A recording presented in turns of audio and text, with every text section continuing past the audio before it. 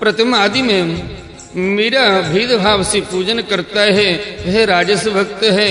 जो व्यक्ति पापों का क्षय करने के लिए परमात्मा को अर्पण करने के लिए और पूजन करना कर्तव्य है, इस बुद्धि से मेरा भेदभाव से पूजन करता है वह सात्विक भक्त है।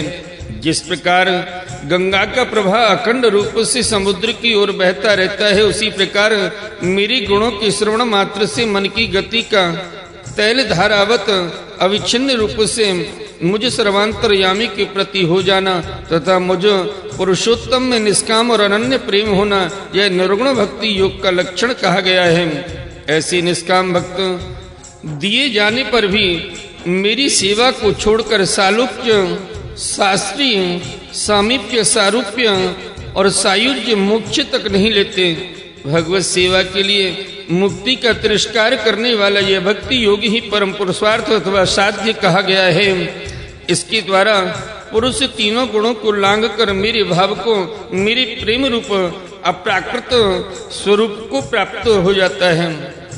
निष्काम भाव से श्रद्धा पूर्वक अपने नित्य नैमित्तिक कर्तव्यों का पालन कर नित्य प्रति हिंसा रहित तो उत्तम क्रिया योग का अनुष्ठान करने, मेरी प्रतिमा का दर्शन, स्पर्श, पूजा, स्तुति और वंदना करने, प्राणियों में मेरी भावना करने, धैर्य और वैराग्य की अवलंबन, महापुरुषों का मान, दीनों पर दया और समान स्थिति वालों के प्रति मित्रता का व्यवहार करने, यम नियमों का पालन, आध्यात्म शास्त्रों का श्रवण और मेरे नामों का उच्च स्वर से कीर्तन करने से तथा मन की सरलता, सत्पुरुषों के संग और अहंकार के त्याग से मेरे धर्मों का, भागवत धर्मों का अनुष्ठान करने वाले भक्त पुरुष का चित्त अत्यंत शुद्ध होकर मेरी गुणों के श्रवण मात्र से अनायास ही मुझ में लग जाता है।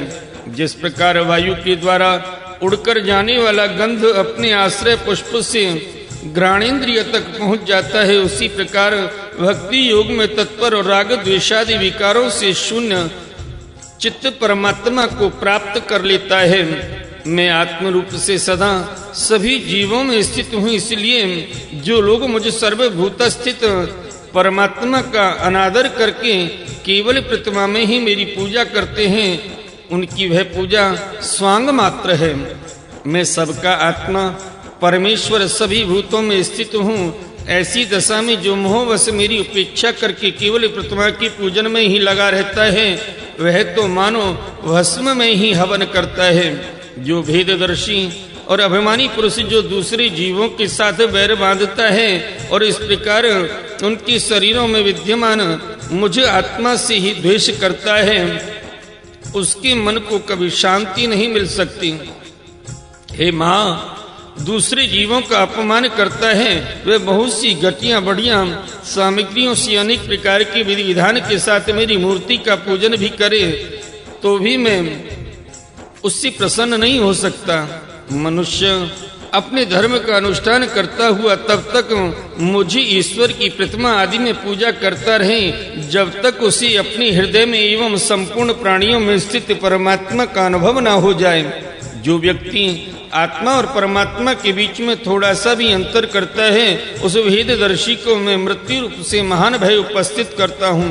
अतः संपूर्ण प्राणियों के भीतर घर बनाकर उन प्राणियों के ही रूप में स्थित मुझ परमात्मा का यथा योग्य दान, मान, मित्रता के व्यवहार तथा समदृष्टि के द्वारा पूजन करना चाहिए।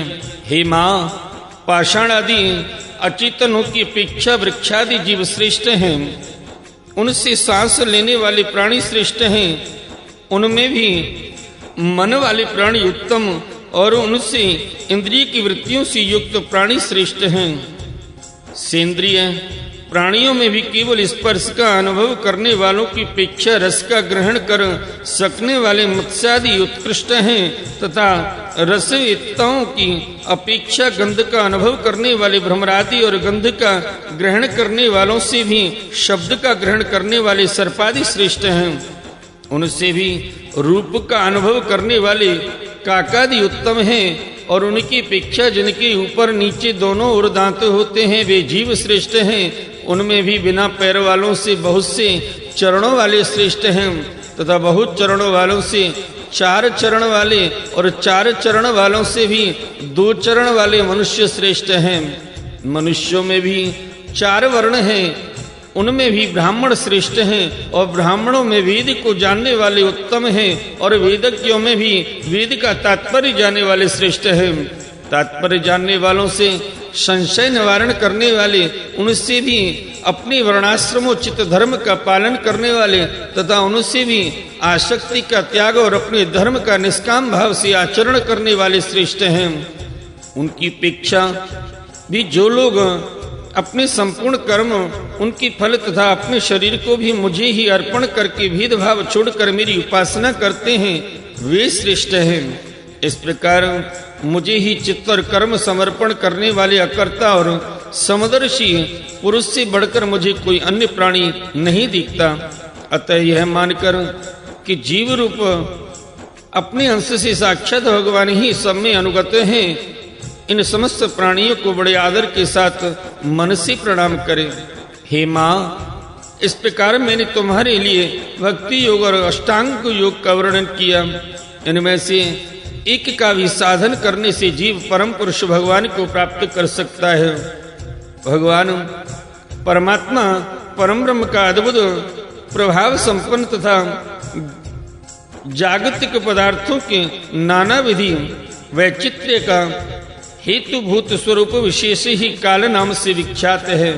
प्रकृति और पुरुष इसी के रूप हैं तथा इनसे यह पृथक भी है। नाना प्रकार के कर्मों का मूल अदृष्ट भी यही है तथा इसी से महत्व आदि की अभिमानी भेददर्शी प्राणियों को सदा भय लगा रहता है। जो सबका आश्रय होने के कारण समस्त प्राणियों में अनुप्रविष्ट होकर भूतों द्वारा ही उनका संहार करता है, वह जगत का शासन करने वाले ब्रह्मादि का भी प्रभु भगवान काल ही यज्ञों का फल देने वाला विष्णु है। इसका न कोई मित्र है, न कोई शत्रु और न तो कोई सगा संबंधी ही है। यह सर्वदा सजग रहता है और अपने स्वरूप भूत श्री भगवान को भूलकर भोग रूप प्रमाद में पड़े हुए प्राणियों पर आक्रमण करके उनका संहार करता है। इसी के भय से वायु चलता है, इसी के भय से सूर्य तपता है, इसी के भय से इंद्र वर्षा करते हैं और इसी के भय से तारे चमकते हैं। इसी से भयभीत होकर औषधियों के सहित लताएं और सारी वनस्पतियां समय समय पर फल फूल धारण करती हैं। इसी की डर से नदियां बहती हैं और समुद्र अपनी मर्यादा से बाहर नहीं जाता। इसी के भय से अग्नि प्रज्वलित होती है और पर्वतों के सहित पृथ्वी जल में नहीं डूबती। इसी के शासन से यह आकाश जीवित प्राणियों को श्वास प्रश्वास के लिए अवकाश देता है और महतत्व अहंकार रूप शरीर का 7 वर्णों से युक्त ब्रह्मांड के रूप में विस्तार करता है। इस काल के ही भय से सत्वादि गुणों के नियामक विष्णु आदि देवगण, जिनके अधीन यह सारा चराचर जगत है, अपने जगत रचना आदि कार्यों में युग क्रम से तत्पर रहते हैं।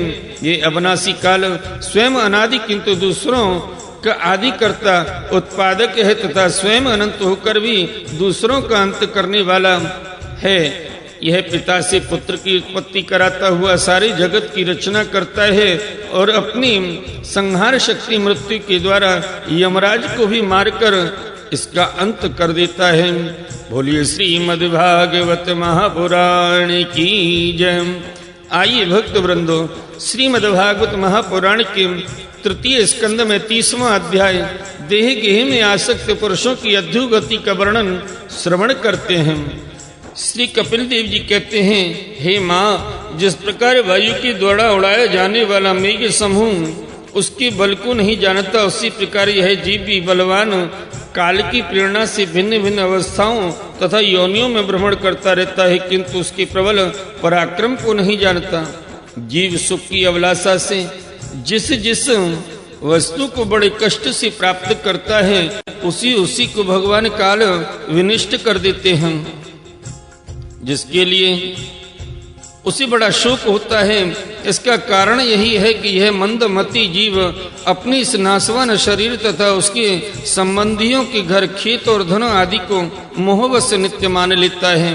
इस संसार में यह जीव जिस जिस योनि में जन्म लेता है, उसी उसी में आनंद मानने लगता है और उससे विरक्त नहीं होता।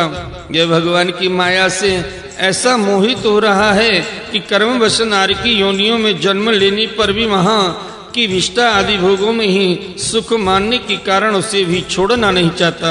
यह मूर्ख अपने शरीर, स्त्री, पुत्र, गृह, पशु, धन और बंधु बांधवों में अत्यंत आसक्त होकर उनके संबंध में नाना प्रकार के मनोरथ करता हुआ अपने को बड़ा भाग्यशाली समझता है।